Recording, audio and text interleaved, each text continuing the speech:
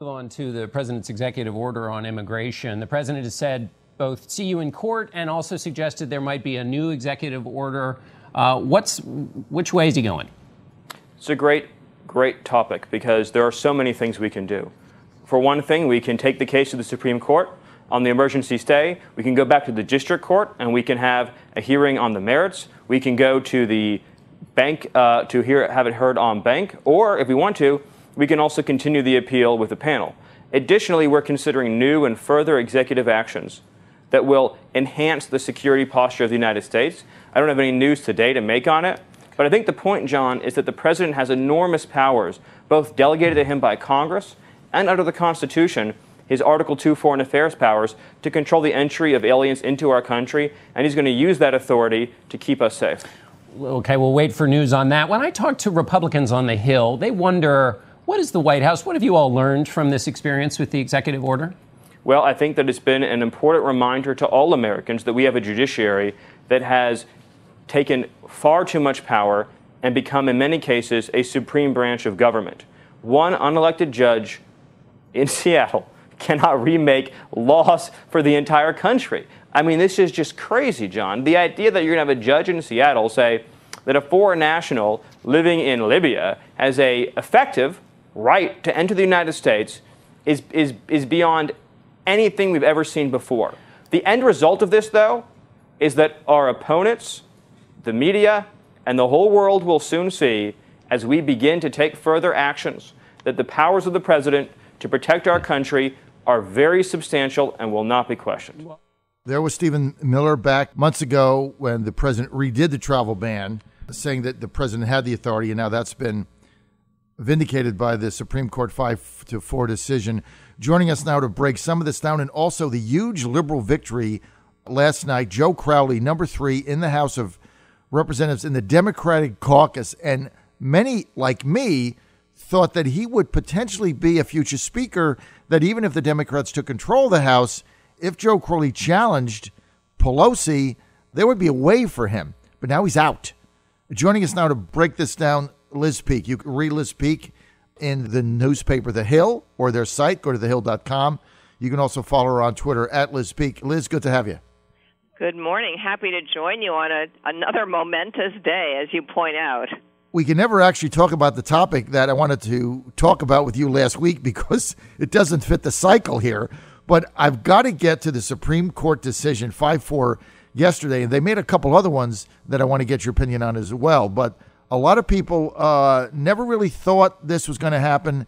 Obviously, and I think it was a great decision because I think, forget what you think about this, I think they ruled on the Constitution and not on policy. What say you? Well, I totally agree. And remember that the travel ban was rewritten a couple of times to skirt some of the problems that arose from the courts initially, saying basically it was an anti-Muslim thing. When you throw North Korea and Venezuela into the mix, it's clearly not just aimed at Muslims. But it never was, because after all, Indonesia, which I think is the world's largest predominantly Muslim country, right, was never on the list. So it was kind of an ignorant thing to say that Trump was trying to ban all Muslims. Let's remember what the president was trying to do was to prohibit or make it tougher for people to come into this country from countries that were known to harbor terrorists, where terrorist cells were not only alive and well, but acting out against Westerners and in particular against Americans. I mean, now that has sort of faded from the public's memory bank, but the truth is Americans were having their heads cut off by ISIS, and we had terrorist outbreaks here in the United States, and it looked like that was increasing in frequency. Right now, we've been in a sort of lull where we haven't had any ISIS-inspired activity in the United States for a while, and thank heavens we haven't. But, you know, it's always easy to kind of forget the circumstances under which these rulings or ideas come from. And it seems to me at the time, I never thought the courts had any jurisdiction here, by the way. I mean, it's pretty clear that the president has the authority to determine who's coming into the United States on security grounds. The fact that he had in the past made comments that were anti-Muslim, in my view, were completely irrelevant. And that's what the ruling said, and that's why the minority ruling by Justice Sotomayor, which that was the crux, that was the cornerstone of her dissent, based on what he had said during the campaign and other comments that the president made. I mean, I just thought that was irrelevant to the decision that the Supreme Court made. And I think what they did is they interpreted the Constitution, which basically is their job. It's not to make policy decisions from the bench, which the progressives always attempt to do. And that's why, when you go back to the Obamacare decision, right, the Affordable Care Act, and, everybody was very upset when John Roberts came down on the side of the president. But I defended him, even though I hated the law. Many of us did. But I defended him because what Roberts said is, look, I don't care if you like this or not. It's a tax. And a fine is a tax. And Congress has the right to set taxes. And so they basically said, if you don't buy insurance, you will be taxed. Yeah. And he said, according to the Constitution of the United States, Congress has that authority. And they passed it, and Obama signed it, and you can't deny this based on grounds of the Constitution. Because the other argument was, well, the Constitution says you can't compel somebody to buy something. And Roberts said, you don't have to buy it, you just gotta have to pay the tax. And so I thought Roberts was right, and I think this majority decision is the right thing to do. At the end of the day, Liz, the Constitution, don't you think it served this nation pretty well? Yes, of course. I mean, it has created a country that is the envy of the world, where millions of people want to come and live. So, yes, it has served us very well. And, frankly, the more strictly we interpret it, the better off the country is. We're not looking... And by the way, you have to give Senator Mitch McConnell some credit here. He has made the number one priority of this administration putting judges in place who believe that and who are not activists, but rather are interpreters of the Constitution. It's not just Neil Gorsuch, although he was a huge win for the country. It's also judges of the country at different levels. And that, to his credit, that has been his priority. And I think, honestly, in terms of the lasting impact from this administration, that will be one of the biggest items. You go back to that when he blocked Merrick Garland, and he got a lot of flack for that. And you're right. I mean, I'm not a fan of Mitch McConnell. I'm not a fan of the 60-vote cloture rule and the filibuster rule. I'm not a fan of a lot of what he does. But, that might have been worth it all, that one thing he did. Also then allowing the new justice, as you said, to get confirmed with 50 votes instead of the normal 60 that they've had in the past. So you're right. He does deserve credit for that. You're on the John Fredericks Radio Network. We are with Liz Peek. She is a columnist for the newspaper The Hill. You can read her at thehill.com. Also, you can go to her website, lizpeek.com, P-E-E-K, and you can follow her on Twitter at Liz Peek. And when she writes the book, we will be promoting that as well. We're waiting for it to come out. We know it's coming, Liz. Let's get to the judge that put the ruling in yesterday, the federal judge in California who issued a nationwide injunction late Tuesday, temporarily stopping the Trump administration from separating children from their parents after they cross the border illegally. How does a judge make that decision? Because if you cross the border illegally, you've committed a crime. And if you're apprehended for the crime, you're not supposed to take your children with you to jail. So what the heck is that about? Well, again, I think this is a judge who has exceeded his authority, and my guess is it'll end up in the courts and eventually be overturned because this is not a judicial decision. Again, the president has the right to enforce our borders. We've just learned that. So I don't expect this to stand. But the problem is, John, as you well know, this gums up the works, right? I mean, the government spends weeks, if not months now, in the courts, spending a lot of taxpayer money on legal briefs and activities, which really are wasted effort because eventually, as I say, it's pretty clear this will be overturned. But it does create a stumbling block, and it does kind of put the administration on the defensive. And really, unfortunately, there's not much you can do about it. I mean, by the way, the other big decision that we're all waiting to hear from the Supreme Court, one that I think will have enormous reverberations across the country, is the Janus decision. So every day people are expecting this to come out. This has to do with the rights of public employees' unions to demand that public employees belong to the union and pay dues.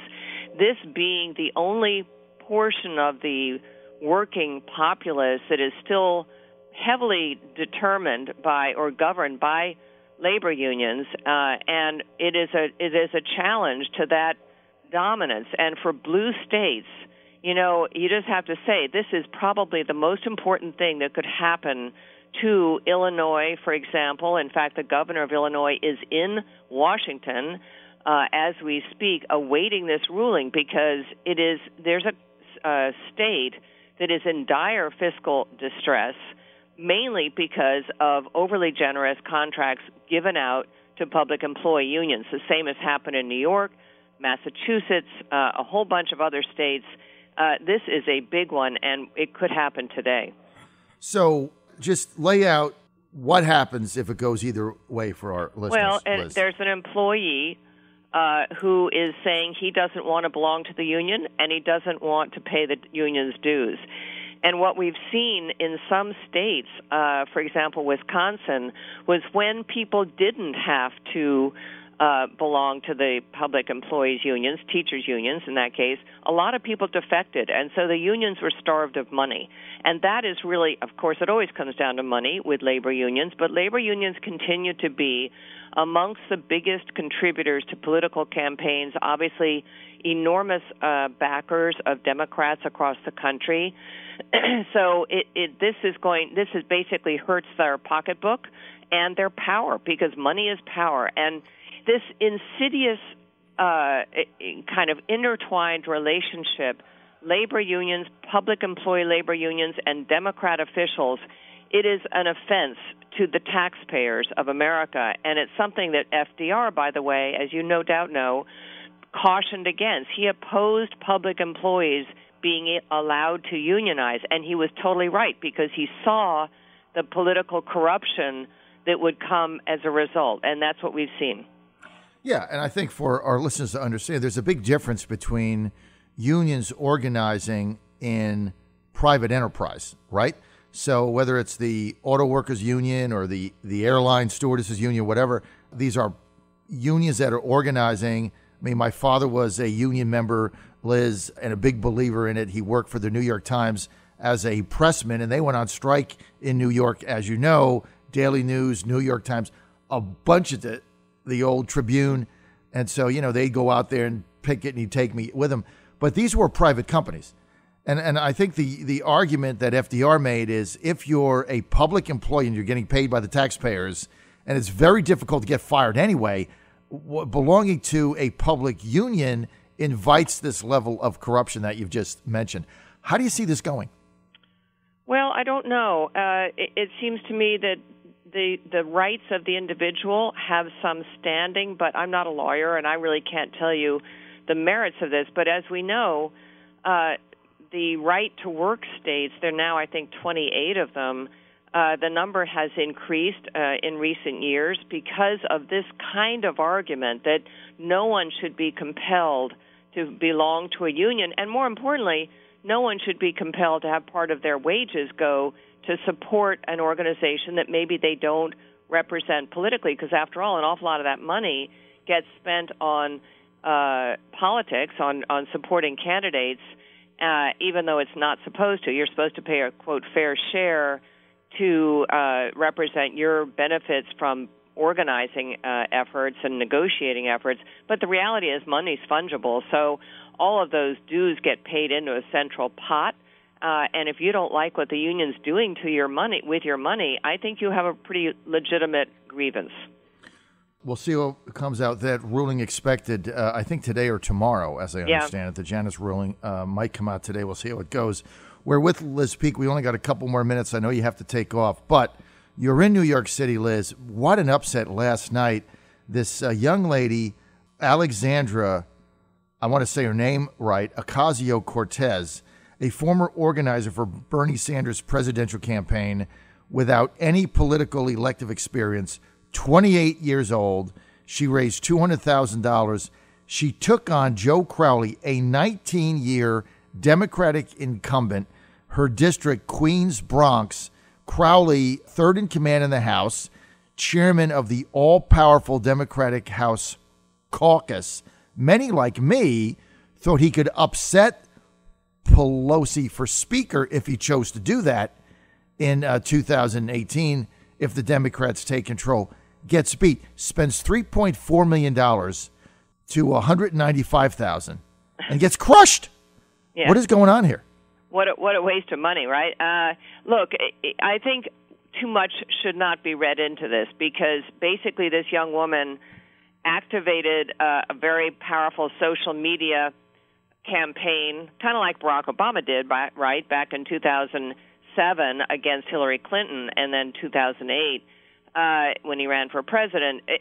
So that was pretty powerful. I think Joe Crowley has been around too long, got very complacent, refused to debate her, for example, which I think is always a mistake. It really makes you look weak and fearful and self-satisfied, which I think is kind of the way people read that. But more important here, let's not go crazy on this particular race because this was a district that's very heavily Latino. It's a majority-minority district. And so I think it was ripe to have someone like this come in and act, get and mobilize the Latin vote, and I think that's what she did. Let's, as I say, let's not go crazy because across the country, Bernie Sanders' acolytes are losing races. I mean, basically, almost every race that he's weighed in on, the candidate has lost. Mm-hmm. So I don't think this is a widespread approval of socialism. Frankly, listening to this young woman, I don't even think she knows what socialism means. She thinks it's about the dignity of something or other. I mean, honestly, I don't know. But she's using a lot of buzzwords. She's young and attractive, and she got the Latin vote behind her. And I think that's kind of all you should really read from this. You know what a big dilemma is here for the Democrats? And I heard this from a friend of mine I know in New York yesterday who told me that the Crowley campaign thinks that there were a huge number of illegal voters, meaning people that voted that were not here in the country legally. They simply registered and checked the box that says, am I a citizen? Yeah, sure. And that's a misdemeanor, or I don't know what it is. I think it's a misdemeanor.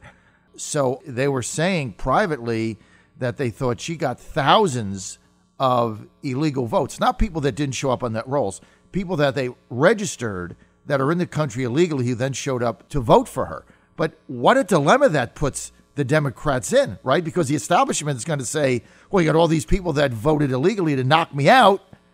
But I think it's hilarious. It's hilarious, and you know right? What? I'm all for it. And these people, the Crowleys and this young woman and all these liberal Democrats, that's what they want. If they want people in the country illegally to be given the rights and due process of citizenship, then you know what? If they've signed up to vote, that's on them. And I got to tell you, if that's true, I had not heard that. If it's true, I think it's actually wonderful.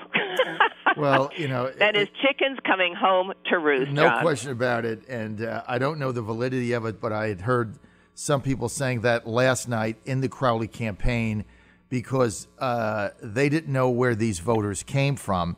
Many of them are because she registered apparently a lot of new people.